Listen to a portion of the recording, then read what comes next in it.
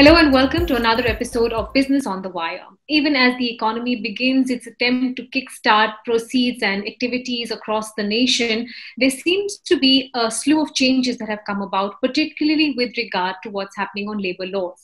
In the course of the last few days, several state governments, many of them run by the ruling party, which is the BJP, came out with some sweeping changes that connect with the labor, and many of them have met with sharp criticism, while parts of industry have said that these look like very salutary changes and will indeed bring in a lot of reform.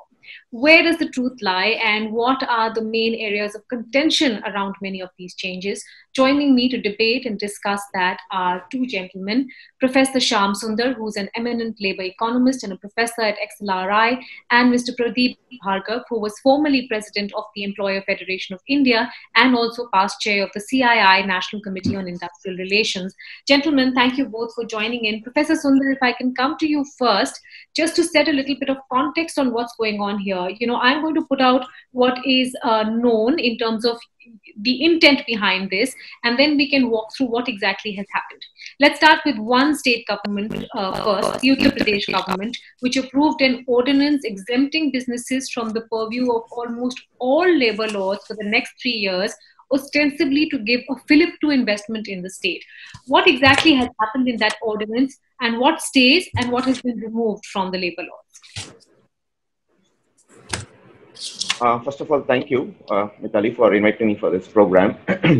See, the Uttar Pradesh government has issued an ordinance on three grounds, justifying the ordinance on three grounds. Number one, the COVID-19 has posed an extraordinary crisis in both the economy and the labor market. And secondly, there is a very popular argument now that in these difficult times, and particularly given the antagonism that is mobilized against China, the spaces that the product market spaces that have been vacated by China should be occupied by India. That is the second kind of national legitimacy, which applies to UP as well. And third one, it says that liberalization or complete exemption of most of the labor laws will help investments to flow in to Uttar Pradesh, and thereby there would be economic revival and at the same time creation of jobs.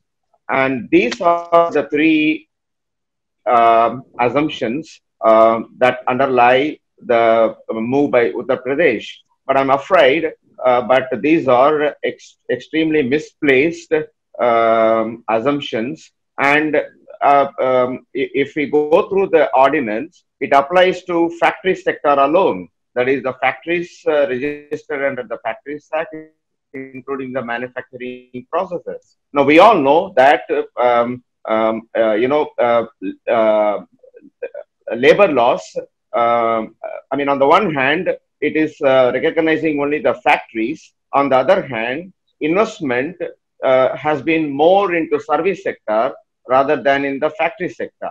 So I'm not sure how this move, this particular liberalization will help Uttar Pradesh government to achieve. More importantly, it is not the labor law rigidities that have been constraining investment inflows.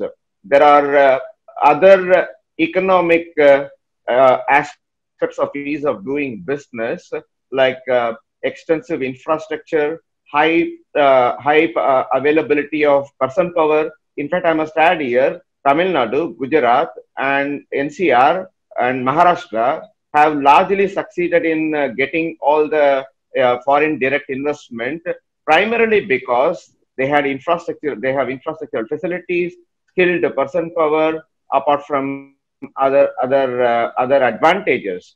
UP, in my opinion, does not have many of these advantages. I just checked at the annual survey of industries 2016-17. There are just about 12,000 factories. So and employing less than 8 lakh workers.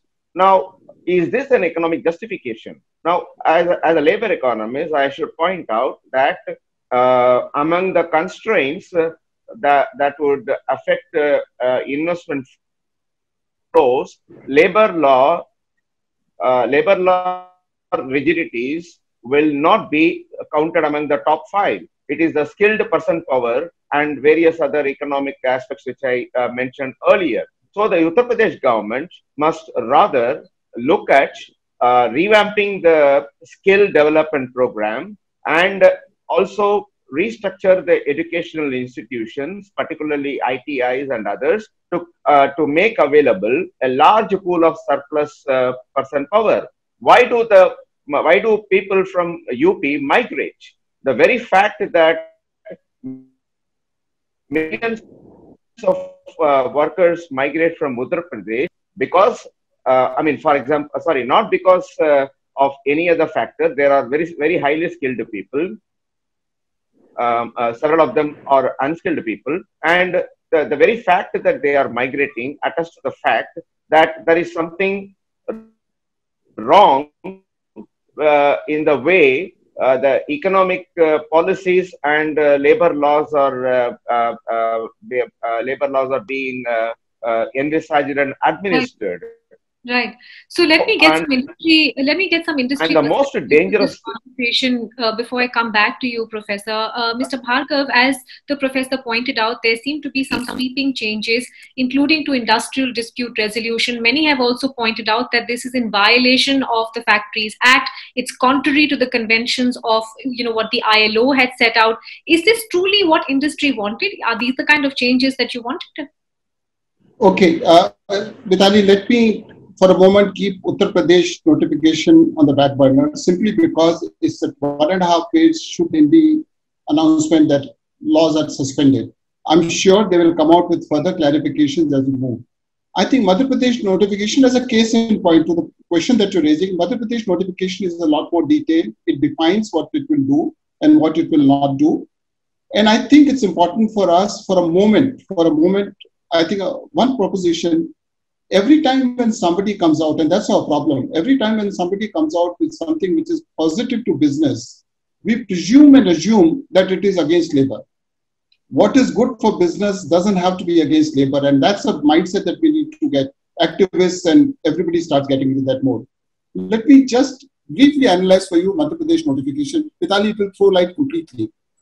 80% of what Madhya Pradesh government has announced is ease of doing businesses. That has nothing to do with labor. And we're calling it labor reforms. Actually, it's not. When they say an inspection will not happen to the industry if it is non-hazardous, less than 50 people, it has nothing to do with labor. All that they're saying is industry, guys, let them work. Government has no business to go and inspect. Third-party inspection is allowed. When they say inspection will happen only with the permission of the labor commissioner, all that they're saying is there'll be no harassment. When they are saying the definition of factory is defined in terms of 20 or 40, it has nothing to do with labor. When Contract Labor Act allows contractor to register less, it has nothing to do with labor. When change shift happens or when 72 hours happens, these are all ease of doing business. None of them. I'll come to your point. 8 out of the 10 points have nothing to do with labor. They've got to do with ease of doing business, which is due. In fact, it's not labor reform, it's a government reform. Government for once has realized they don't need to interfere at no cost to the labor. Yes, there are two elements. One is the Industrial Dispute Act and second is the IR Act.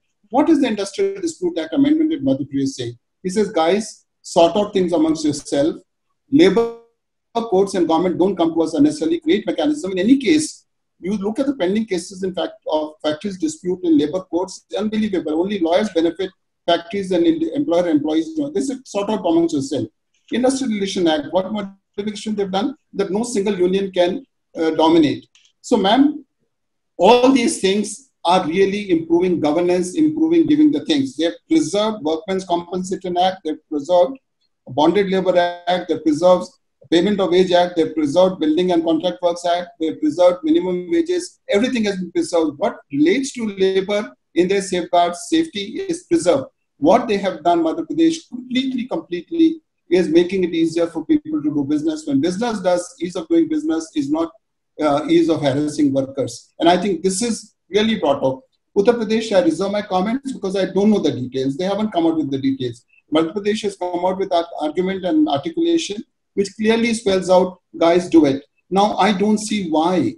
I don't see why people should react and call it draconian. I don't see why people should call it harming. You asked a question, does it think? Minimum wage is not affected. Overtime is being given when working hours are being extended. Social security is being preserved. None of those things affecting workers is being changed in this law. All that is saying government will leave industry alone. And I think that's a good point. That's a perspective I want to bring to you. Professor, do you want to come in on that with the added point of the fact that while there may not have been changes in terms of wages per se, there do seem to be changes both in terms of safety standards as also in terms of sanitation standards and ventilation? No, first I want to make a very respectable differences with what Mr. Bhargava have covered. Does it mean, changing the thresholds of Factories Act or Contract Labor Act, does it not do with the labor? The government is telling that by amending the thresholds, so many thousands of workers will be out of the purview of the acts. If they are out of the purview of the acts, these workers will be at the mercy of the employers and they will have no recourse to claim their rights. So, amendment of thresholds is not just for business. Any law, any changing of the law and changing the thresholds will leave out larger number of workers out of the purview of the law, and which will create what is called Raj. But let me come to the Madhya Pradesh about which Mr. Bhargava said. Industrial Dispute Act, excepting 5B, exempted. That means the workers, the bipartite committees need not be constituted. Conciliation machinery can, there is a huge question mark about the conciliation machinery. And given the low degree of union coverage in a state like UP, for India, the union coverage is less than 15%. Imagine if 100 workers are employed in UP, 85 workers are not unionized. Then how do workers enjoy the bargaining power? And the case will be worse in the case of UP. So there is no union coverage, there is no legal coverage, and the workers are asked to have a dialogue with the employers. And the bargaining power of the workers, we all know, without the union will be very less. And the Factories Act exempts, accepting the safety provisions, all the welfare facilities, sanitation, drinking water, urinals, latrines, temperature, conditions of work. Conditions of work will be left to the mercy of the employers. And we know sweatshops exist in garment industry, in various other industries, electronic industries. There's a huge supply chain. How can one say that these laws have no relevance for workers? These laws will, and they deprive the right to have the dispute settlement. And it is well proven economic logic. And if the workers are discontent, then it will affect the productivity and thereby the economic efficiency. But I also wish to bring an ILO here. India is a signatory to 39-40 odd ILO conventions, and one of them is C-144, tripartite consultation with regard to international labor standards, which requires the union government and the state governments to hold a social dialogue with the employers' bodies and the trade union organizations. But these ordinances have been issued unilaterally. Inspections have been done away, and we have ratified labor inspection conventions requires as frequent as necessary inspections to ensure compliance of labor law. And to me, this Uttar Pradesh ordinance, which I have gone through, and the Madhya Pradesh by exempting, and these are the demands which the employers would not even call for. They, according to me, unleash labor market anarchy, and I'm afraid that this virus of labor flexibility will be far more dangerous than the COVID virus, because it will impact not only workers in the unorganized sector who are not covered by these labor laws, but also the organized sector. And ILO talks about formalizing informality. Yeah. Now UP and Madhya Pradesh are doing exciting the reverse, informalizing formality. How is it? how can one accept that? How can the labor rights which have been constructed over 150 years be blown away by two ordinances? Let me go to Mr. Bhargav. Right. Mr. Bhargav, part of this conversation. Because, the argument that these changes in labor laws were ostensibly to attract more investment and, of course, to make India an alternative hub to China. You've been tracking this space for a long time, sir. You've been part of the team that goes to the table and has these conversations. In your experience, does foreign money or do foreign investors want to come and invest in a situation where laws are more diluted or where they are clear? Because they generally seek extreme hygiene and extremely high ethical standards, particularly when it relates to labor. Do you think this is a step in the right move for that ostensible goal of attracting more investment? Could I start? Yeah. Yes. I lost a lot of what Professor said because the voice wasn't very clear, but let me answer your question, and I'll just, with your permission, I'll answer the last part of this thing. So, of course, he has his argument. This business of flexibility, which is being given to the employer, is a very, very major issue raised all the time that we should. Tell me, ma'am, and tell me, Professor, when I run an enterprise, if my business goes down, I reduce my orders on suppliers. There is no law which says keep the supplier order the same, whether the business goes up or down. When I'm running an enterprise, I borrow from the bank. There's no law which says that you have to keep doing the same borrowing, whether you need it or not. It's only in case of an employee, you suddenly say, whether the business goes up or down, you need to keep the employment there. This is a very, very strong basic dynamics which you need to acknowledge. And the flexibility, particularly today, even before Corona came, 4.0 was creating huge challenges for us. There was this question whether some business will stay. Today, the business future itself is at stake. When business is not permanent, how can they be talking about giving permanence to workforce? And when I use the word permanence, it's about flexibility that Professor talked about.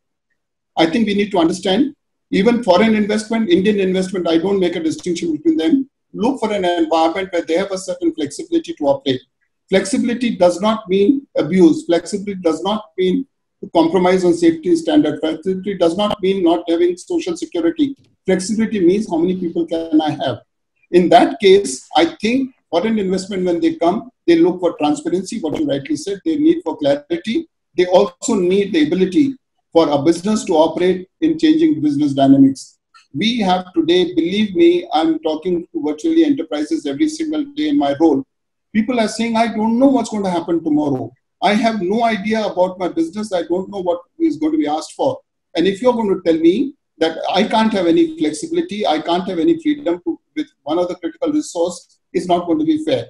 Will this mean foreign investment will come? The question that you posed, this is one of the factors, and Professor was very right in saying labor laws are only one part of it. Infrastructure, ability to access, and the sanity and judiciary, the ethics of the governance is important.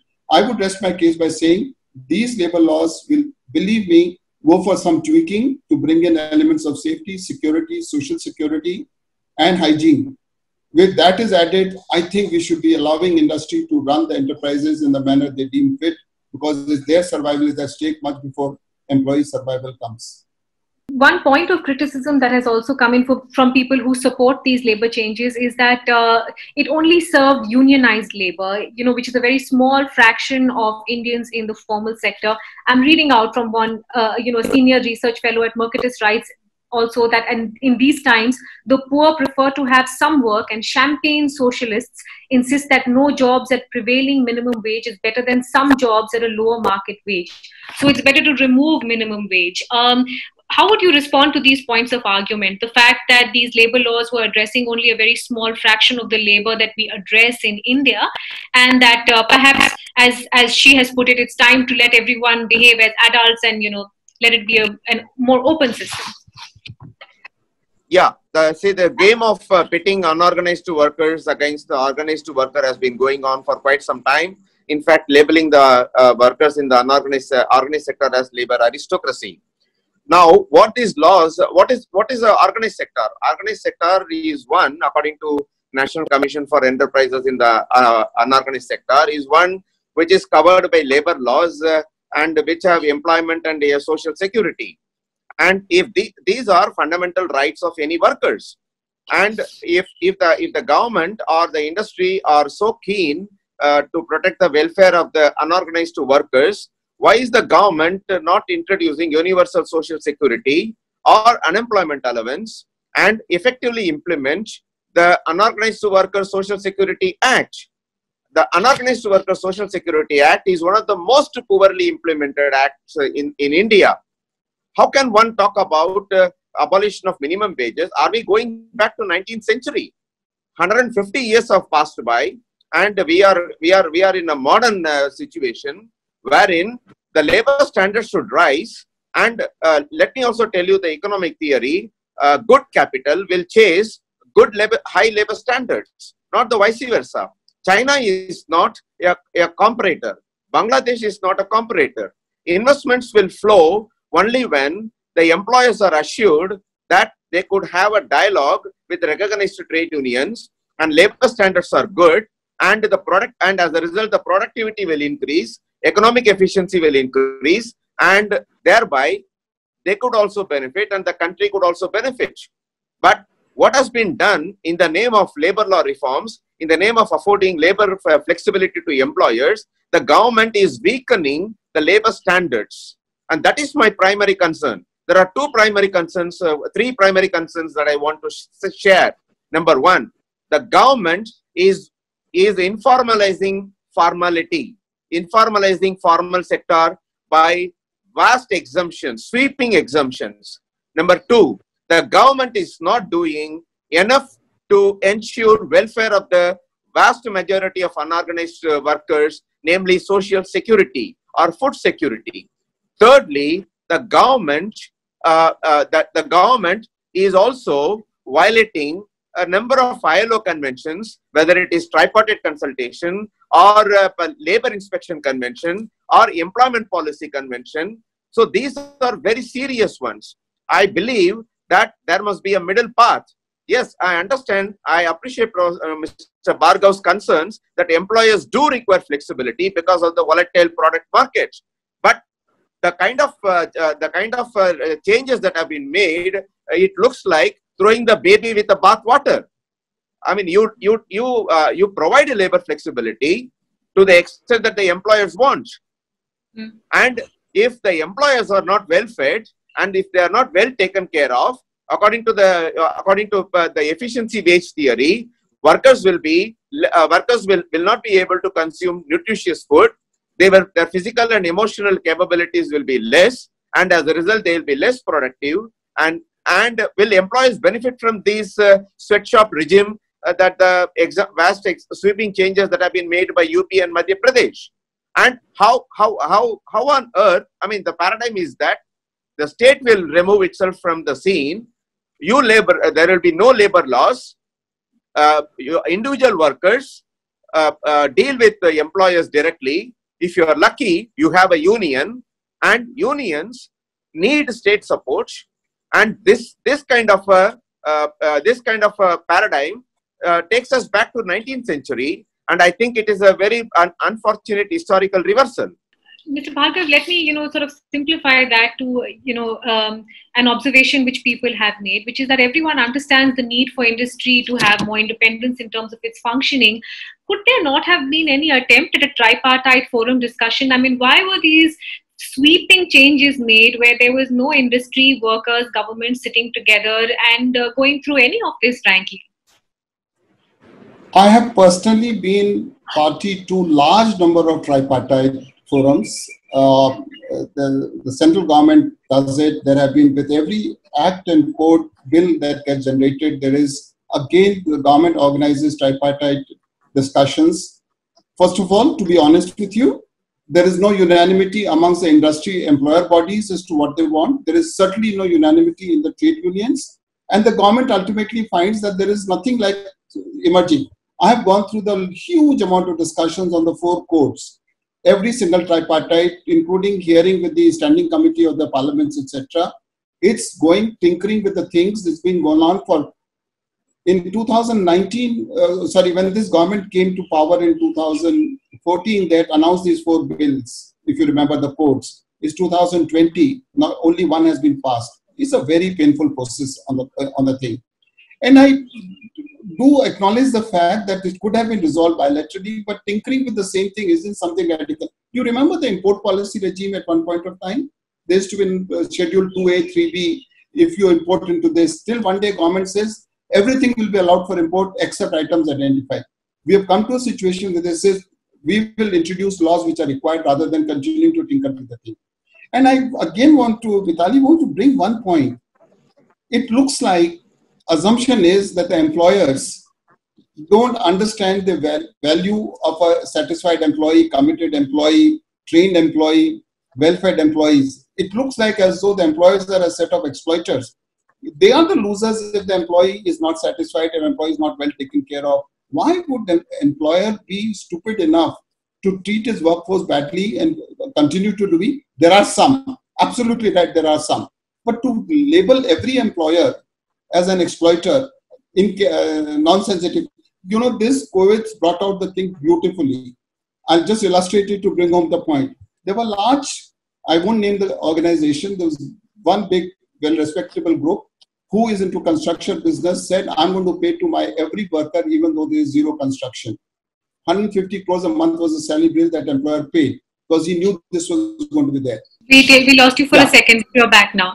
But I'll be very crisp. Other construction builders decided to say, "Mere paas kaam nahi hai, so I will not take anybody." Now, what's happened? The migrant workers who are working for this group, which is stable, looks at long term, are still there when they start construction. The others who chose to treat them flippantly are going to struggle for labor. So, ma'am, there is a business case for being caring. There is a business case for being fair. There is a business case for being ethical. Some people who don't understand are short-term runners. Let's understand that industry has to be sensitive. And I take Professor's points completely that there are opportunities for exploitation. 95% of workforce is unorganized anyway. What are we doing about them? And I totally support his point that universal social security has to come in. That's the only answer. Playing around with this 5% and putting a whole lot of restrictions on them will only make this 5% become 2%. That's all. I take your point too, Mr. Bhargav, but surely it cannot be a matter of faith on, expecting the employer to do the good thing and the right thing. In that case, we should remove all traffic norms as well. But since we are out of time, let me just ask the professor, the last question. Where from here, Professor? Because at this point, it's an ordinance, but labor is a concurrent subject. Do you expect the center to step in at this point, or does it look like a done deal? No, the center is not going to step. You see, this is the political economy of labor law reforms. At the national level, they are not able to implement because of tremendous opposition by the central trade unions. So it has cleverly shifted the labor law reforms mandate onto the state governments, where the trade unions are not acted as they are at the national level. So it is the state governments, and I see first the Madhya Pradesh and then Uttar Pradesh. I'm told is Gujarat. I won't be surprised if many others follow. Now, my request is that liberalizing labor laws without consultation of the stakeholders and providing being that they would bring foreign capital into India, are totally misplaced assumptions that the government is fancying. To me, this will lead to race to bottom of labor standards. Today only, the ILO's report has come. Nearly 1.6 billion workers will be rendered in informal positions, and the vast majority of informal workers will be the ones who will be affected. If the government is very serious, let it not tinker with the labor laws concerning the organized sector. Let them do for the unorganized sector. Let them demonstrate their commitment to personally unorganized workers. But let me also appreciate Mr. Bhargav's statement. Self-governance will hold good in the case of rational economic employers are very few, very scarce. There will be labor market opportunism. The very fact that the labor laws came into picture is to curtail the natural economic incentive to use opportunistically to lower the labor standards and try to maximize profits. The low labor cost globalization model is the dominant model, and that is why we are seeing this. What I mean, can we believe that company? I won't name the companies. Big automobile companies based in Pune and in Manesar have used NEEM trainees during the strike, and NEEM trainees or the contract workers are asked to do regular work on the shop floor, whereas the Contract Labor Act specifically exempts. NEEM trainees are students. They cannot be called as workers. So let us not forget the fact that the proportion of contract workers have risen from less than 10% to nearly 36%. In fact, in Uttar Pradesh, 36% of the workers are contract workers. Believe me, this is an underestimate. This is the government data, Annual Survey of Industries. There is also a very reputed company in Jamshedpur where I live. 60% of the total workers are contract workers. Now, why is this happening?